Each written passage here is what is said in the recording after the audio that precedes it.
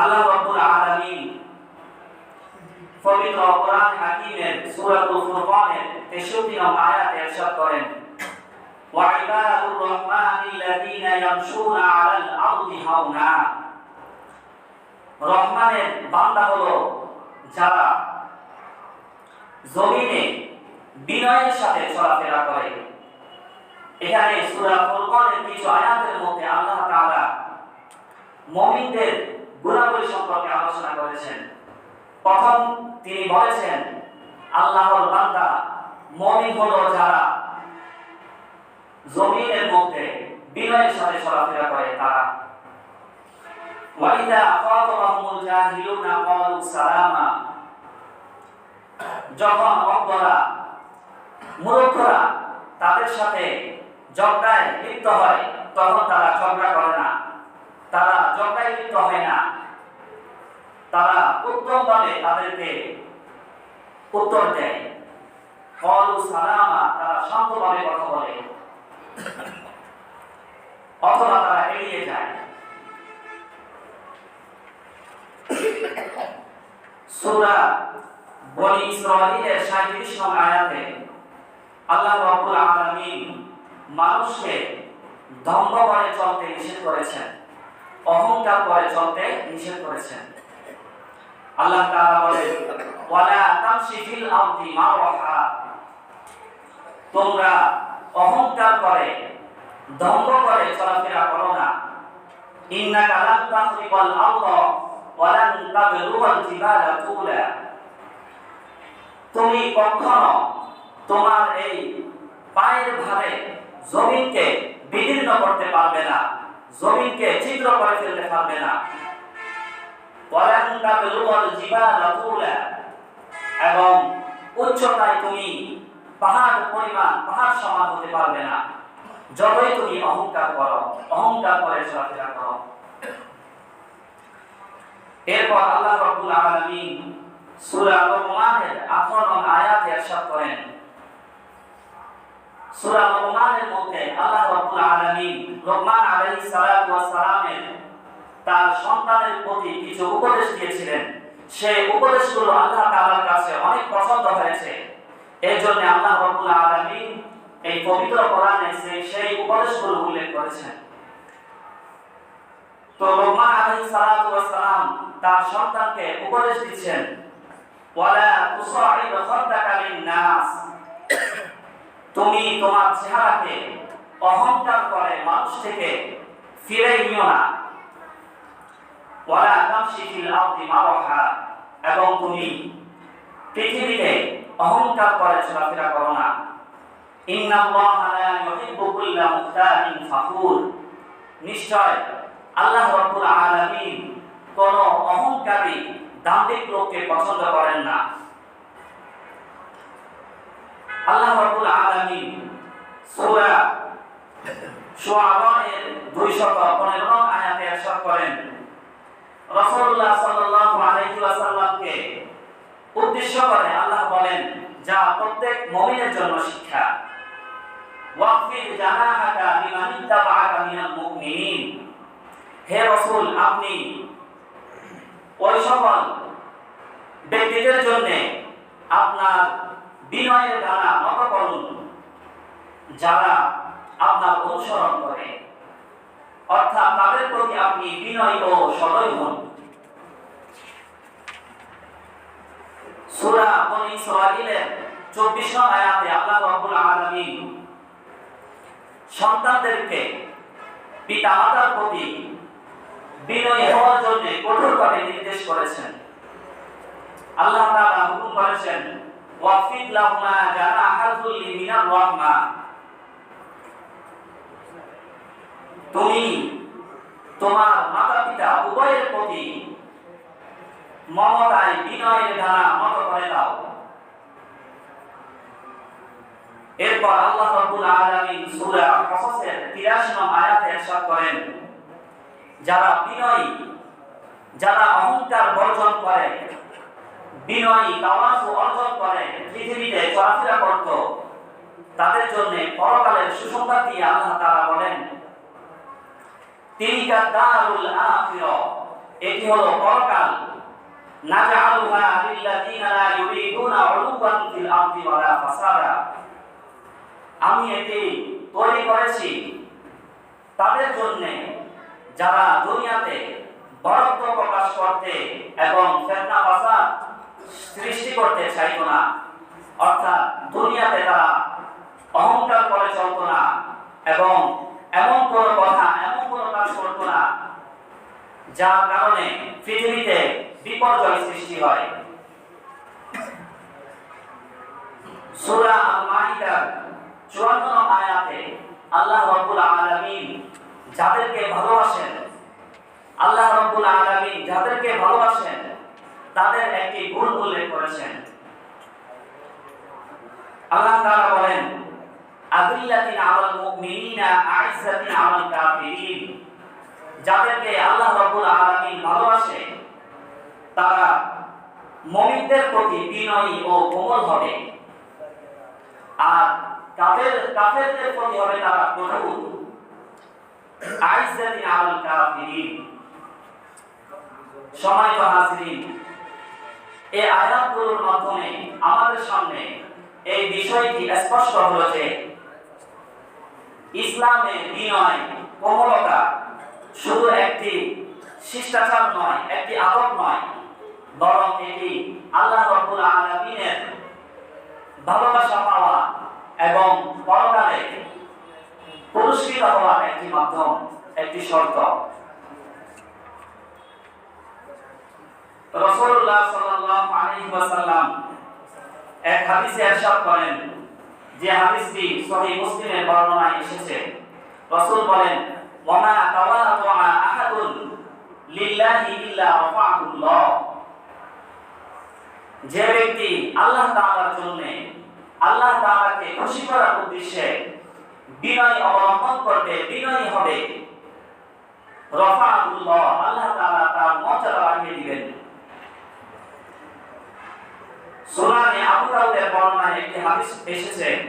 রাসূল কারীম সাল্লাল্লাহু আলাইহি ওয়াসাল্লাম ইরশাদ করেন, ইন্নাল্লাহা আওহা ইলাইয়া, আল্লাহ রাব্বুল আলামিন আমার প্রতি ওহী প্রেরণ করেছেন, আন তাওয়াদু, যে তোমরা পরস্পর বিনয় অবলম্বন করো, হাত্তা লা ইয়াফকারু আহাদুন আলা আহাদিন ওয়ালা ইয়াবগি আহাদুন আলা আহাদিন, যেন তোমরা একে অপরের উপর, একজন আরেকজনের উপর অহংকার না করো, ফখর না করো, গর্ব না করো, ওয়ালা ইয়াবগি আহাদুন আলা আহাদিন, এবং যেন কেউ কাউকে জুলুম না করে।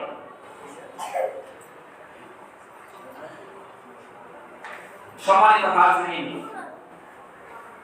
যারা বিনয়ী হওয়া, তাওয়াজু অর্জন করা, এই গুণটি, এই আদবটি, এই শিষ্টাচারটি প্রত্যাখ্যান করে, যারা অহংকারে অবলম্বন করে, তাদের শাস্তির ব্যাপারে রাসূলুল্লাহ সাল্লাল্লাহু আলাইহি ওয়াসাল্লাম বলেন, লা ইয়াদখুলুল জান্নাতা মান কানা ফি কলবিহি মিসকালু যাররা মিন কিবরি, যাদের অন্তরে শস্য দানা পরিমাণও যদি অহংকার থাকে কারো অন্তরে, সে জান্নাতে প্রবেশ করবে না। সহিহ মুসলিমের এক বর্ণনায় এসেছে, একজন সাহাবী রাসূলুল্লাহ সাল্লাল্লাহু আলাইহি ওয়াসাল্লামকে প্রশ্ন করে জানতে চাইলেন, কেউ যদি সুন্দর দামি পোশাক পরিধান করে অথবা সুন্দর জুতা পরিধান করে, এটাও কি অহংকার? তখন রাসূলুল্লাহ সাল্লাল্লাহু আলাইহি ওয়াসাল্লাম বলেছেন, না, এটি অহংকার নয়, এটি হলো সৌন্দর্যতা। ইন্নাল্লাহা জামিলুন, আল্লাহ তাআলা সুন্দর, ওয়া ইউহিব্বুল জামালা, তিনি সৌন্দর্যতাকে পছন্দ করেন, এটি অহংকার নয়। অহংকার হলো আল কিবরু বাতারুল হক্কি ওয়া গামতুন নাস, অহংকার হলো সত্যকে দম্ভের সাথে অস্বীকার করা। সত্য বিষয়টি স্পষ্ট হওয়ার পরেও অহংকারী হয়ে সেটি অস্বীকার করা, এটি হচ্ছে অহংকার। এবং কাউকে নিজের থেকে নিজের চেয়ে নিচু মনে করা, নিজের চেয়ে ছোট মনে করা, কাউকে তুচ্ছ জ্ঞান করা, এটি অহংকার। এই অহংকার হলো আল্লাহ তাআলার সিফত, এটি আল্লাহ তাআলার সাথে খাস। অহংকার করা মানে হলো আল্লাহ তাআলার চাদর নিয়ে টানাটানি করা। হাদিসে কুদসিতে আল্লাহ রাব্বুল আলামিন ইরশাদ করেন, আল কিবরিয়াউ রিদাই, অহংকার হলো আমার চাদর, ওয়াল আযমাতু ইজারি, এবং মহিমা শ্রেষ্ঠত্ব হলো আমার পরিধানের লুঙ্গি। এটি আল্লাহ তাআলা উপমা হিসেবে পেশ করেছেন। ফামান নাযাআনি ওয়াহিদাম মিনহুমা কাফাসতুহু ফিন নার, যে ব্যক্তি এই দুইটি বস্ত্র নিয়ে, এই দুইটি পোশাক নিয়ে টানাটানি করবে, আমি তাকে জাহান্নামে নিক্ষেপ করব।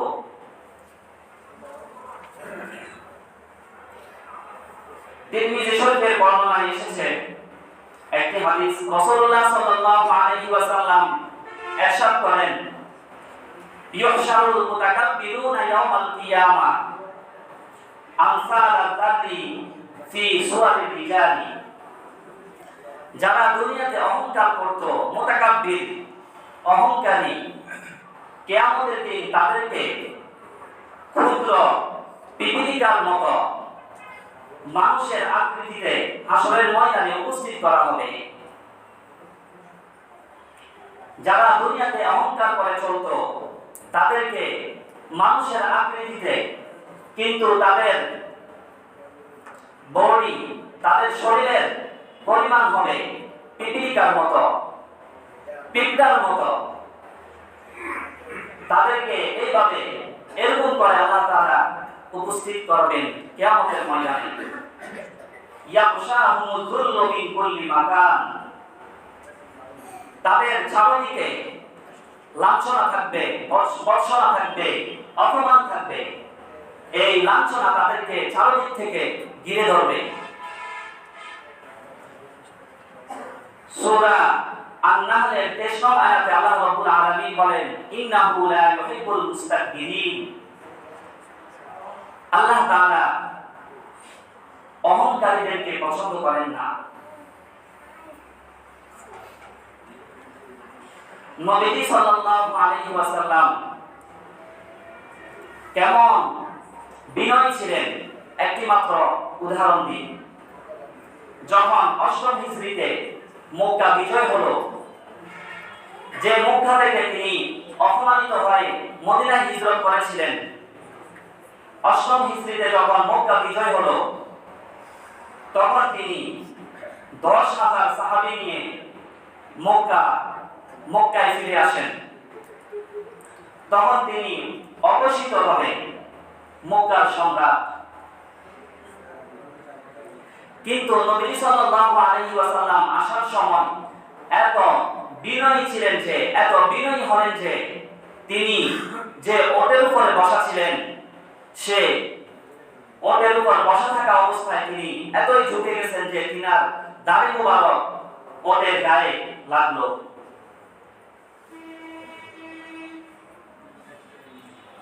তিনি কোন বিজয়ী বীরের দম্ভ নিয়ে নয়, বরং আল্লাহর প্রতি চরম কৃতজ্ঞতা এবং বিনয় নিয়ে শহরে প্রবেশ করেছিলেন।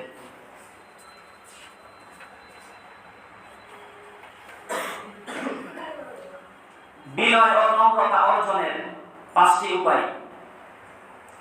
একটি হলো পরস্পরকে বেশি বেশি সালাম দেওয়া। সালামের মাধ্যমে অহংকার নামক এই রোগ দূর হয়ে যায়। পিতামাতা ও বড়দেরকে সম্মান করা এবং ছোটদেরকে স্নেহ করা। এরপর আরেকটি মাধ্যম হলো যারা দরিদ্র তাদের সাথে মাঝে মাঝে বসা, তাদেরকে খানাপিনার ব্যবস্থা করে দেওয়া, নিজেও তাদের সাথে বসে খাওয়া। এগুলোর মাধ্যমে অহংকার অন্তর থেকে দূর হয়ে যাবে।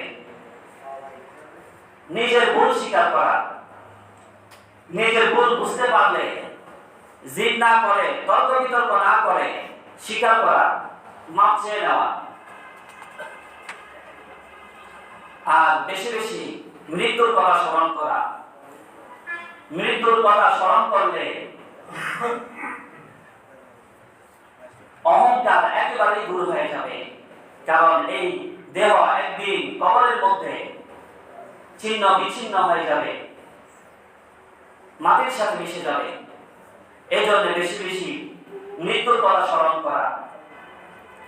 আল্লাহ তাআলা আমাদেরকে বিনয় নামক এই আদবটি, এই শিষ্টাচারটি অর্জন করার জন্য তাওফিক দান করুন এবং অহংকার নামক এই খারাপ অভ্যাস থেকে বিরত থাকার জন্য তাওফিক দান করুন।